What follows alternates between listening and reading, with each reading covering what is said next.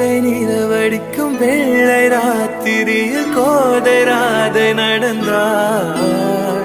மூங்கில் காட்டில் ஒரு கானம் கசிந்து விட மூச்சு வாங்கி உறைந்தாள். நெஞ்சின் ஓசை ஒடுங்கி விட்டாள், நிழலை கண்டு நடுங்கி விட்டாள்.